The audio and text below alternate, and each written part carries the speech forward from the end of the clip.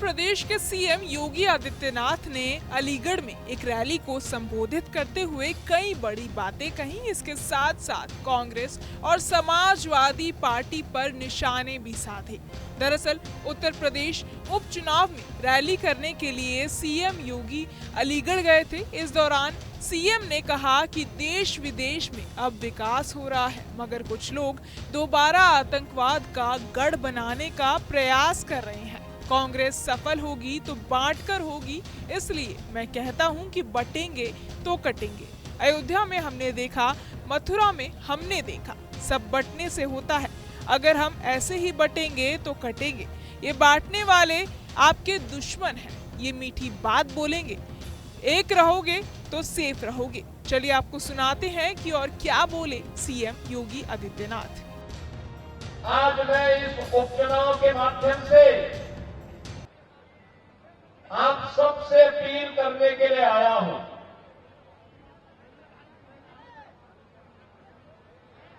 अलीगढ़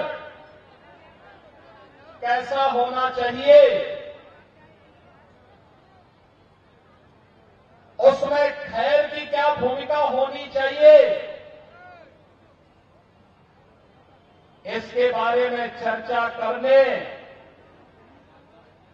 और जब अपना जनप्रतिनिधि होता है तो उसका लाभ किस रूप में प्राप्त होता है, इसके बारे में बात करने के लिए आपके बीच आया हूं। बहनों और भाइयों, अभी हाल ही में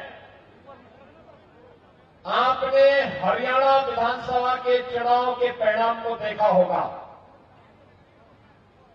लोग तमाम प्रकार की चर्चाएं करते थे,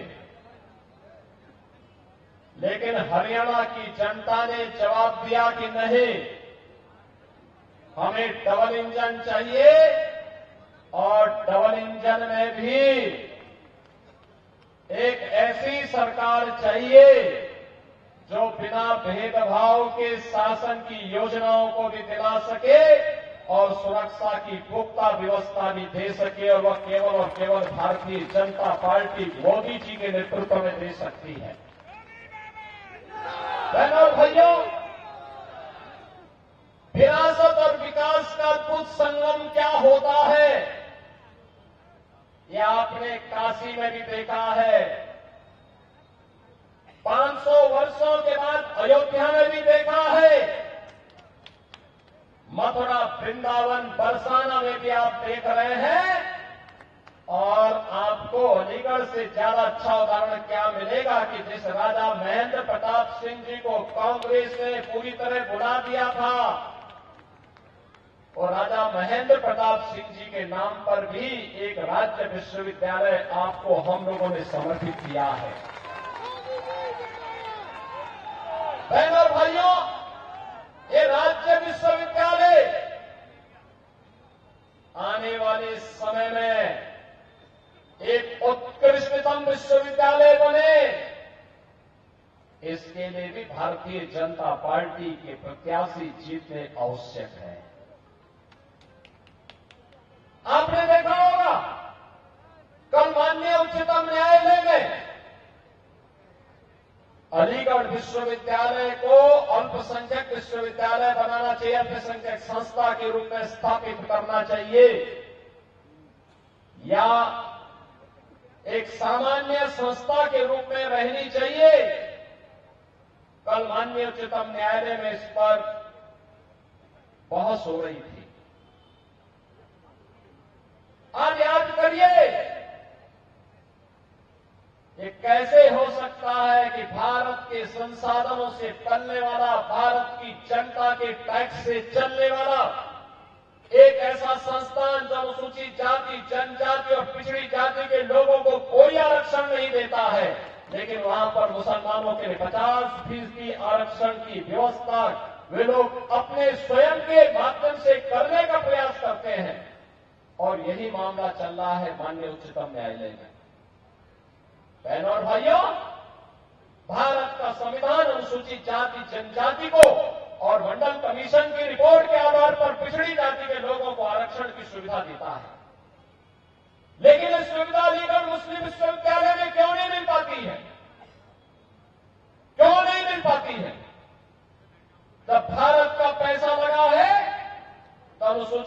जाति, जनजाति और पिछड़ी जाति के लोगों को भी वहां आरक्षण की सुविधा का लाभ मिलना चाहिए, नौकरी में भी मिलना चाहिए और अनुसूचित जाति और पिछड़ी जाति के बच्चों को प्रवेश में भी वहां ये सुविधा प्राप्त होनी चाहिए। लेकिन क्यों बंद किया गया? क्योंकि कांग्रेस नहीं चाहती है, समाजवादी पार्टी नहीं चाहती है, बहुजन समाज पार्टी नहीं चाहती है, क्योंकि इन सबको वोट चाहिए, वोट बैंक को बचाने के लिए लोग आपकी भावना के साथ और राष्ट्रीय एकता और अखंडता के साथ खिलवाड़ कर रहे हैं। ये लोग इसके साथ खिलवाड़ कर रहे हैं, राष्ट्रीय अस्मिता के साथ खिलवाड़ कर रहे हैं। आपने इससे पहले पिछले सप्ताह देखा होगा, जम्मू कश्मीर विधानसभा ने एक प्रस्ताव पारित किया है। जम्मू कश्मीर में नेशनल कॉन्फ्रेंस और कांग्रेस की सरकार है, उसने प्रस्ताव पारित किया है कि कश्मीर में फिर से 370 की बहाली होनी चाहिए। बहनों और भाइयों, ये जानते हुए कि बाबा साहब डॉक्टर भीमराव अंबेडकर नहीं चाहते थे कि भारत के संविधान में धारा 370 जुड़े, लेकिन पंडित नेहरू की जिद ने जबरदस्ती इस धारा को भारत के संविधान में जुड़वाया। हर भारतवासी जानता है कि कश्मीर के अंदर आतंकवाद की जड़ धारा 370 है, लेकिन उस सब के बावजूद धारा 370 को हटाने का कभी भी प्रयास कांग्रेस के द्वारा नहीं किया गया। और जब 2019 में प्रधानमंत्री मोदी जी ने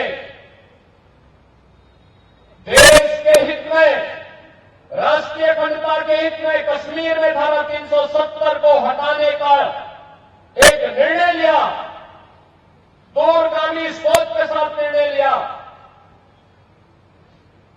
और पिछले 5 वर्षों के अंदर कश्मीर के अंदर विकास और सुरक्षा का एक बेहतरीन माहौल मिला। आज लाखों पर्यटक कश्मीर में आते हैं, तब फिर से उस कश्मीर को आतंकवाद का गढ़ बनाने के लिए ये शरारत प्रारंभ हो चुकी है।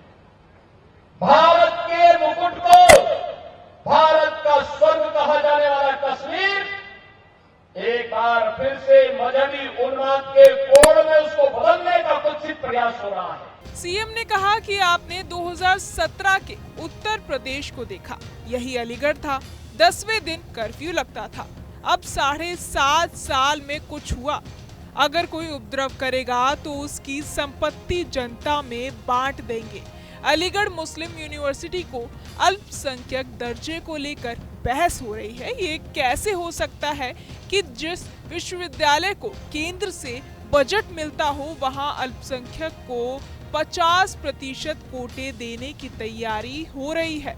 यहाँ भी एससी, ओबीसी बच्चों को कोटा मिलना चाहिए, लेकिन कांग्रेस नहीं चाहती है, सपा नहीं चाहती है, इन्हें वोट चाहिए। ये खिलवाड़ कर रहे हैं, धोखा कर रहे हैं।